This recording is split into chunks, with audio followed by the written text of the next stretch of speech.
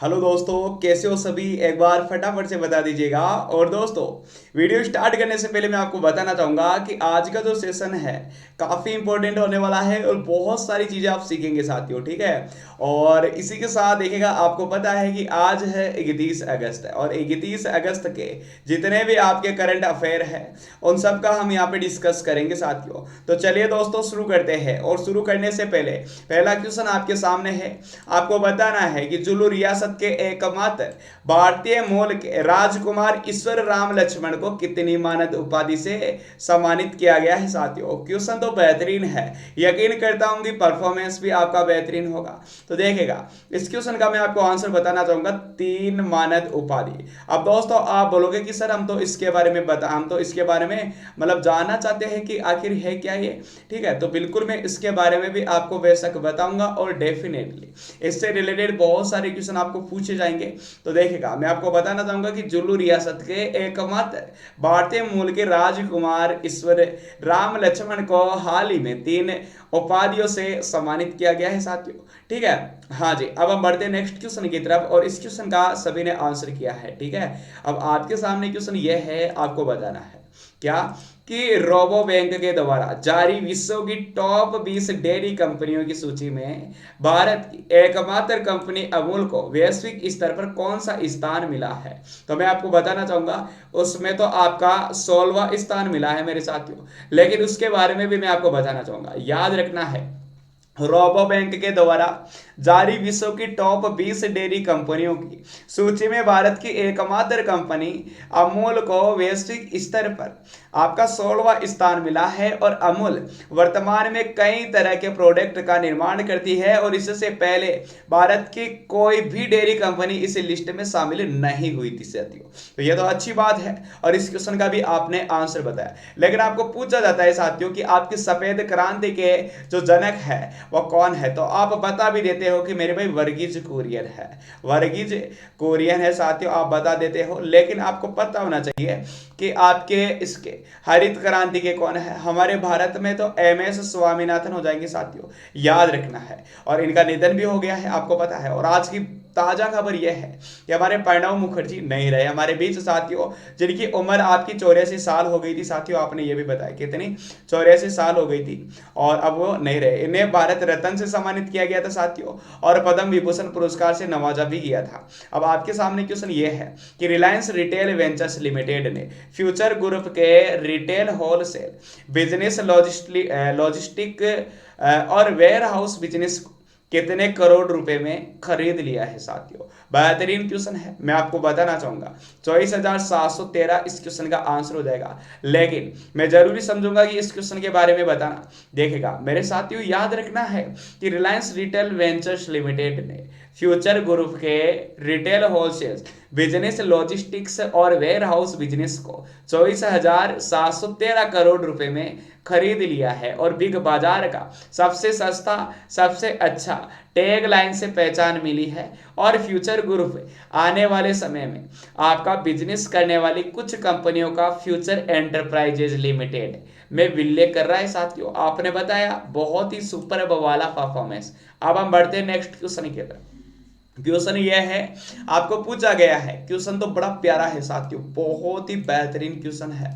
अब देखो यहाँ पे क्या है, स्पॉन्सर्स की बात करी गई है, मतलब जोड़ा, स्पॉन्स आप जिसे बोलते हो। तो ये जोड़ा है ना, आपको पता है कि बहुत उम्र दराज है। मैं आपको बताना चाहूंगा, यहाँ पे पूछा तो क्वेश्चन ये है कि जूलियो सेजर और मोरा और आपके वाल्टर मीना आपका मैक्योविला क्विंटेरोंस ने शादीशुदा जीवन के कितने साल पूरे करने पर अपना नाम Guinness book of world record में दर्ज किया है साथियों। इस क्वेश्चन का आंसर हो जाएगा आपका 79 ईयर। 79 ईयर तो बता दिया आपने, लेकिन इंपॉर्टेंट ये है कि ये कहाँ की थी, इक्वाडोर की थी। साथ ही साथ वहां के जूलियो सेजर मोरा और उनकी पत्नी वाल्टरमिना मैक्योविला क्विंटेरोंस ने हाल ही में अपने शादीशुदा जीवन के 79 साल पूरे करने पर विश्व में सबसे उम्र दराज शादीशुदा आपके स्पाउस के रूप में अपना नाम गिनीज बुक वर्ल्ड रिकॉर्ड में दर्ज किया है। अभी 112 साल के 112 साल के कौन है, तो आप बोलोगे जूलियो सेजर है। ओके, और 104 साल की वाल्डिमिना मैक्योविला क्विंटेरोंस है साथियों। दोस्तों बड़ा प्यारा क्वेश्चन है, बड़े उम्रदराज व्यक्ति है और आपने आंसर भी किया है।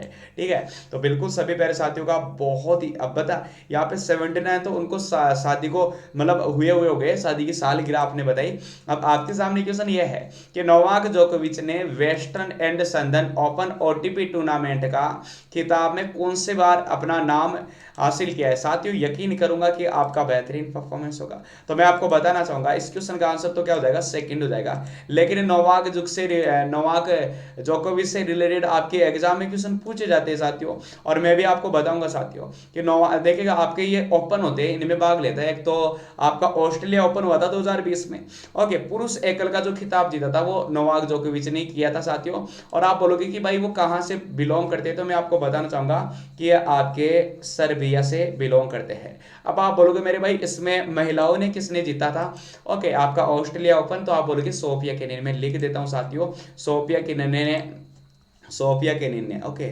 सोफिया केनिन ने आपका महिला ओपन का खिताब जीता था। आप सभी ने बताया क्योंकि बेहतरीन परफॉर्मेंस आपका। ठीक है, अब हम बढ़ते हैं नेक्स्ट क्वेश्चन की तरफ। इस क्वेश्चन का सभी ने आंसर कर दिया है और क्वेश्चन ये है अगला आपके सामने, आपको बताना है कि बेलारूस की विक्टोरिया अजरेका ने वेस्टर्न एंड सदर्न ओपन जीतकर अपने कैरियर का कौन सा टाइटल जीत लिया है साथियों। तो ये तो आपका 21वां टाइटल हो जाएगा, लेकिन आप बेहतर क्या समझोगे, आप बेहतर समझोगे इसके बारे में डिटेल जानना। तो मैं बताना चाहूंगा कि बेलारूस की Victoria Azarenka western and southern open जीतकर अपने कैरियर का 21वां टाइटल जीत लिया है।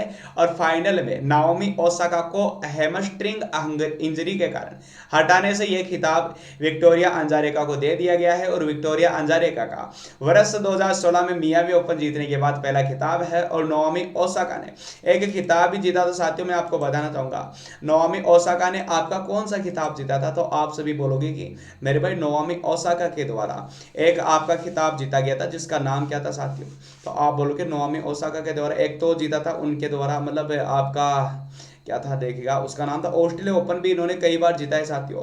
ओके, तो बिल्कुल सभी मेरे साथियों ने इस क्वेश्चन का आंसर किया है। और अब आपके सामने क्वेश्चन ये है, आपको बताना है विश्व में किस राज्य की चिल्ड्रन यूनिवर्सिटी के बाल भवन प्रोजेक्ट के तहत राज्य में विश्व का सबसे बड़ा टॉय म्यूजियम बनाए जाने की घोषणा करी है। तो मैं बताना चाहूंगा गुजरात इस क्वेश्चन का आंसर हो जाएगा। बाकी राज्यों के बारे में भी बताऊंगा। अब यहाँ पे पहला क्या है, गुजरात आया है, तो गुजरात का लिंगानुपात 919। गुजरात के सीएम आपके विजय रूपानी। गवर्नर कौन है, तो आप बोलोगे आचार्य देवव्रत है। लेकिन मैं आप सभी से जिक्र ये करना चाहूंगा कि जो गुजरात है साथियों, ठीक है, आपको पूछा जाता है कि गुजरात में कौन कौन से नेशनल पार्क है, तो दोस्तों पूछा जाता है तो आप बता भी देंगे कि गुजरात में आपके गिर नेशनल पार्क है, मेरिन है, ब्लैक बक है, वसंदा है, और आपका कौन सा हो जाएगा, तो आप बोलोगे मेरे भाई जंगली गधा। कौन सा हो जाएगा, जंगली गधा नेशनल पार्क, ये भी आपने बताया। लेकिन मैं आपसे पूछना चाहूंगा साथियों, बिहार का लिंगानुपात 918।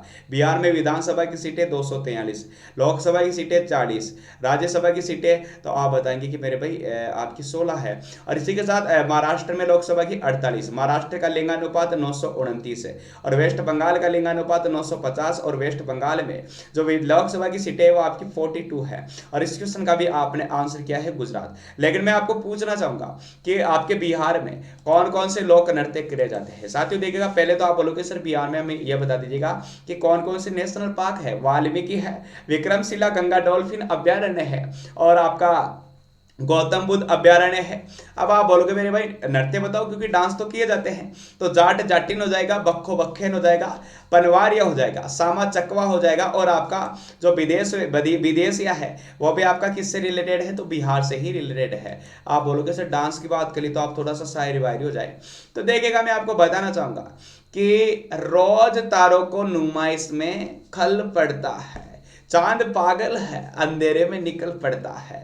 ठीक है, और इसी के साथ अब हम बढ़ते हैं नेक्स्ट क्वेश्चन की तरफ। और आपने इस क्वेश्चन का, अब चलिए इसी से मेरे को एक चीज और याद आ रही है कि रोज पत्थर की हिमालय में गजल लिखते हैं, और रोज शीशे से कई काम निकल पड़ता है। मैंने अपनी कुश्क आंखों से लहू छलका दिया, इस एक समंदर कह रहा था मुझको पानी चाहिए। ठीक है, यानी कि आप सभी ने आंसर किया। अब हम बढ़ते हैं नेक्स्ट क्वेश्चन की तरफ। क्वेश्चन यह है कि बीसीसीआई ने पूछा गया है, बीसीसीआई ने किस एजुकेशनल टेक्नोलॉजी को आईपीएल का ऑफिशियल पार्टनर बनाने की घोषणा करी है? तो वो अनअकैडमी को करी है। साथ ही साथ देखिएगा यहाँ पे क्या क्या चीजें पूछी जाएगी। बीसीसीआई की बात करी गई है। बीसीसीआई की स्थापना कब करी गई थी? 1928 में करी गई थी। बीसीसीआई के हेड कौन है? दादा है। दादा का मतलब आपके सौरव गांगुली। आईपीएल की बात करी गई है, तो आईपीएल के बारे में मैं इतना कहना चाहूंगा कि 2008 में आईपीएल की स्थापना हुई थी साथियों। और साथ ही साथ आप ये भी बता रहे हो मेरे साथियों कि आईपीएल आपका 19 सितंबर से स्टार्ट होगा और 10 नवंबर को थमेगा साथियों। ये सारी चीजें आपने बताई और अब आपके सामने क्वेश्चन ये बचा है, आपको बताना है क्या कि आपको पूछा गया कि हाल ही में किस राज्य सरकार ने 2019 में सर्वोच्च खेल रत्न पुरस्कारों की घोषणा की है और जिसमें 27 खिलाड़ियों को और कोच को सम्मानित किया गया है जी। तो आप बोलोगे सर ये तो बड़ा प्यारा क्वेश्चन, हम तो आंखें झपकते ही आंसर करेंगे। अच्छा जी, तो क्या होगा राइट आंसर? आप तो यही बता दीजिएगा। तो आप बोलोगे सर इतनी सी बात, इस क्वेश्चन का आंसर हो जाएगा आपका मध्य प्रदेश। मध्य प्रदेश आप सभी ने बताया, जिसका लिंगानुपात 931 है। अब आप बोलोगे केरल भी तो है, तो केरल का तो 1084 है, पंजाब का 895 है, मध्य प्रदेश का 931 है, गुजरात का आपका 919 लिंगानुपात हो जाएगा मेरे साथियों।